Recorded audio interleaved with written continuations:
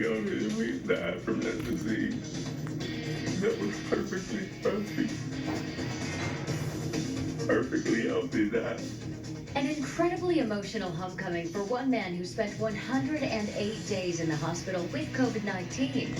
And sweltering in place. The summer heat can actually keep the flu at bay. But why some doctors say that's not the case for the coronavirus? Join us later today on News 2 at 4. Local coverage you can count on. At least 137,000 Americans have died from the coronavirus as the number of new cases continues to go up in at least 41 states in Puerto Rico and D.C. Some hospitals are filling up and healthcare workers are reaching a breaking point as they try to struggle to contain the virus. Rena Roy has the latest. As half the nation sees an increase in COVID-19 deaths, with 25 states reporting a steady climb, morgues in hard-hit Texas are filling up.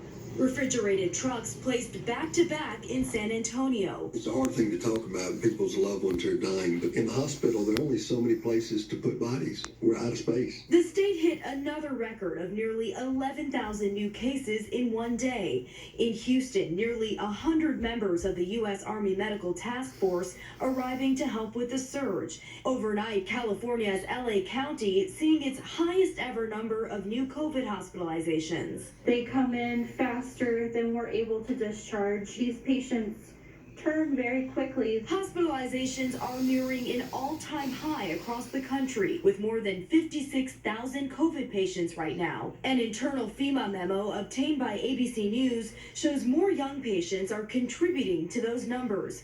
In June, 18 to 49-year-olds making up nearly 36% of hospitalizations and 30% of those in the ICU. So many healthcare workers at their breaking point, struggling to find PPE. In a country that's this rich with resources, it seems criminal having to make do with cobbled together non-certified equipment. This as health experts urge everyone to wear masks in public. In Alabama, a new order requires them. Violators could face a fine of $500, even jail time. Tulsa, Oklahoma also mandating them after the governor tested positive, seen nearly 4 weeks ago at the president's rally without a mask. I got tested yesterday. The results came back positive.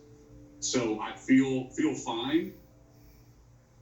And in a stunning rebuke of mask-wearing guidance, Georgia's governor issued an executive order banning all city and county mask requirements, saying they are impossible to enforce. This despite the head of the CDC saying the country could get the pandemic under control in just 4 to 8 weeks if Americans all wore masks.